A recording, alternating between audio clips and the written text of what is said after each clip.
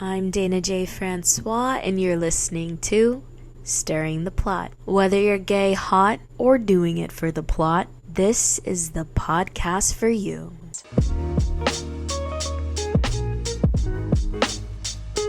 We're here and we're queer, we're gay and we slay, and I promise you, we're not going away. Hi listeners, I don't even know what to say to you. I have nothing profound to say. I went to sleep last night with my heart feeling heavier than it did in 2016. In 2016, I didn't meet the age requirements to vote, but as a young and inspired and hopeful woman, I thought maybe a woman can be president. Did I love Hillary? No, who did? But against that orange buffoon, I thought, well, she's clearly more qualified. It didn't matter then, and it didn't matter now, because Kamala Harris is arguably the most qualified U.S. presidential candidate we've ever had. With her prior experience and knowledge in all three branches of government, and worked her ass off her campaign with only the 100 days she had, and the fact that America simply voted against their best interests. I don't really know why I'm shocked, but I am. It is jarring to see how much America hates Black people and hates women so much. But every 4 years I am reminded of just how much. I am a Black Haitian queer woman, and the monster who was elected has time and time again publicly discriminated against, sparked an attack against, and smeared disgusting, hateful remarks against every identity that encapsulates me. This monster won again. I genuinely cannot believe it. I know I should have been prepared for it, but foolishly I let my optimism and hope convince me this wouldn't happen. This man won. Did it twice. He mishandled a pandemic costing the lives of so many people, was impeached twice, essentially fired from his job as the president, and America gave it back to him. He lost an election, denied the results of the election, tried to overthrow an election, ignited a fucking riot at the Capitol, got indicted, was found guilty of 34 felony counts, can be a literal rapist, pedophile, criminal, and racist. He talked about immigrants eating cats and dogs, called a U.S. territory literal garbage just 2 weeks before the election, and won again.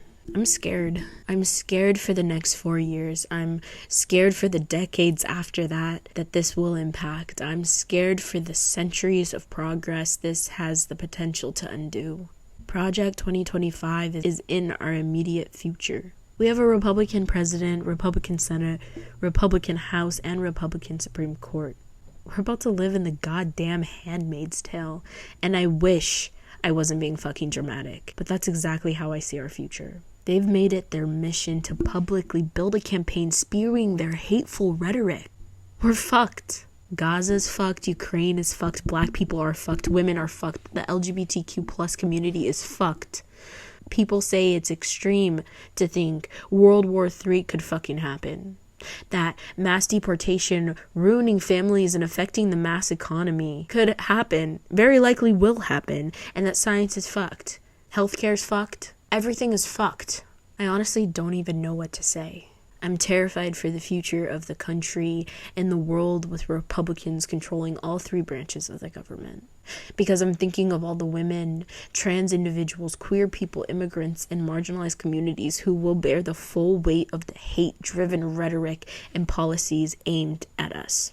I know that we're all scared right now, and we're looking for someone to blame. There's so many people online channeling their frustrations toward the third-party voters. But the truth, it's that even if those votes had gone to Harris, it wouldn't have closed the gap in battleground states. I saw, for reference, the margin in Georgia was 2.3%, with third-party votes only at 0.7%. So blaming third party really just ignores the more difficult reality. I know that we're all feeling an unimaginable sense of despair right now, but I promise that there can be hope.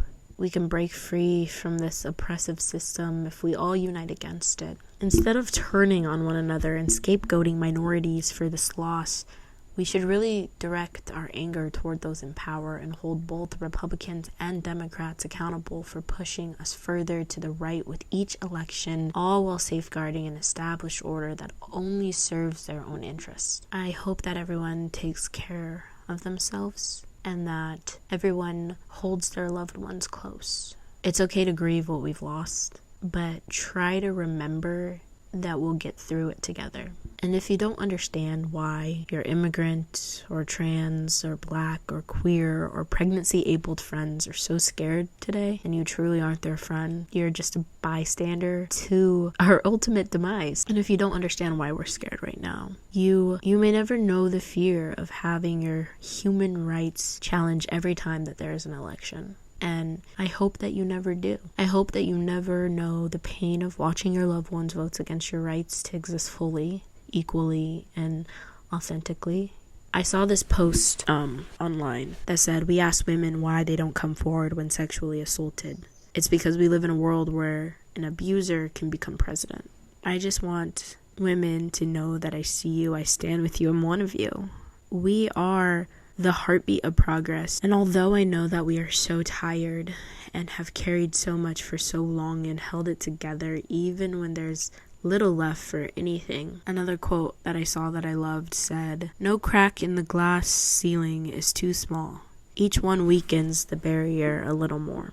And I always go back to this quote by Malcolm X that says, "The most disrespected person in America is a black woman. The most unprotected person in America is the black woman. The most neglected person in America is the black woman." And as a black woman, I have to say I'm fucking scared and I'm tired and I feel hopeless.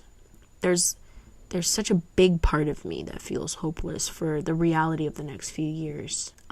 But I know that we can't give up the fight. I know that I have to stand strong, and not just for myself, but for all of my POC brothers and sisters and all of the black women and all of the women in the LGBTQ plus community, and for immigrants and women and trans folks and everyone who is feeling scared.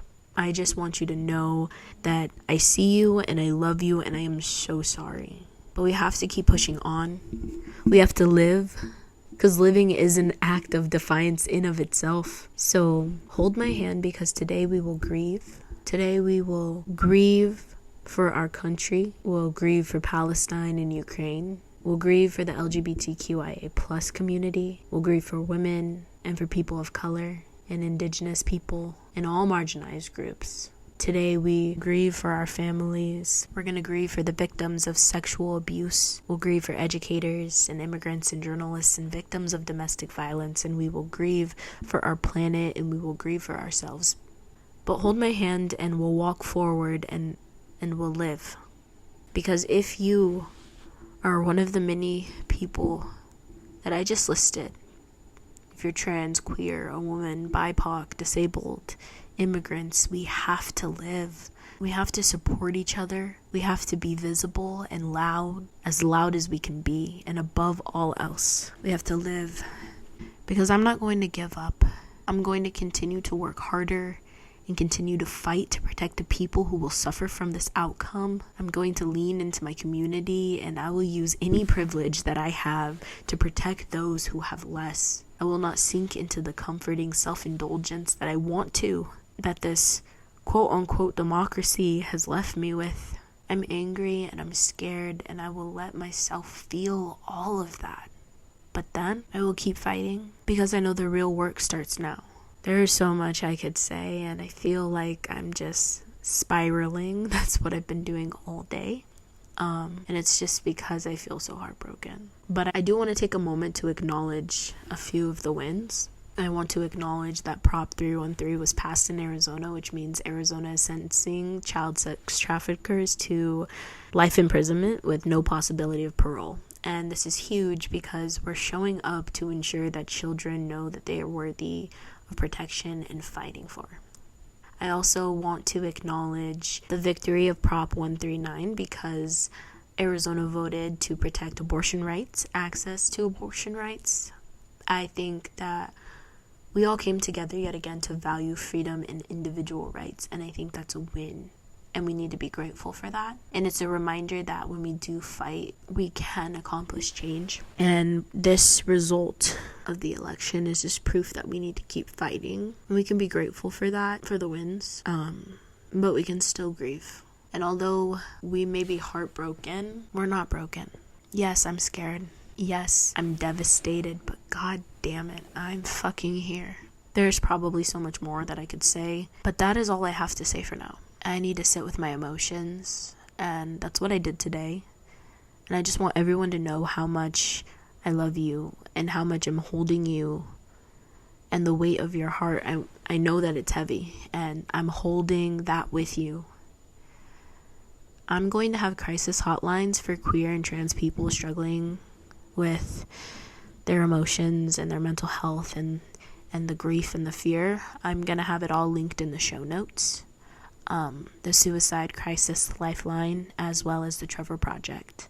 I will also be linking any and all resources that I can find in the show notes below. And with that, to any trans person listening, to any woman listening, to any POC listening, to any queer person listening, to any disabled person listening, to any sexual assault survivors listening, and to anyone who feels the grief as much as I do, I love you. I'm sorry. I know that this was very, very short. It's not even really an episode. It's just some thoughts that I had that I felt like I needed to just share, because the last time I was working through feelings, it felt good to just record them and share them with you guys. And I know you guys haven't heard from me in a minute. Life is crazy, but I do have an episode I'm working on currently, and it's a big one, probably a 2-part episode.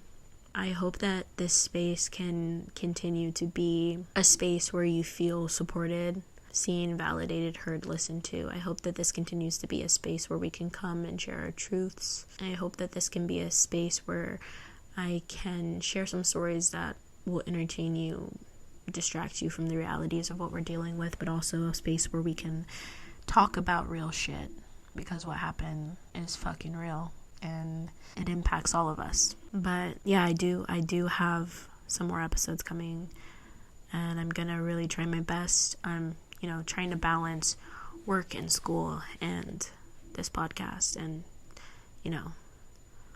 the fucking world and emotions and everything, and it's hard, but I love the podcast, and I love making content for you guys, and I want to keep doing that. So look forward to more episodes coming. With that being said, I guess if you're enjoying my podcast, don't forget to rate it 5 stars, because it not only lets me know that you enjoy listening, but it also helps my podcast get boosted so that I can reach a wider audience. Follow at Sharing the Plot Pod on all social media platforms to stay up to date and never miss an episode. If you'd like to connect with me, I am just at Dayna J Francois on all social media platforms. I will have everything linked in the show notes. And with that being said, if you liked listening, make sure that you subscribe to my podcast and tune in weekly. LOL. Because I'm gay, I'm hot, and if there's one thing about me, I'm gonna stir the plot.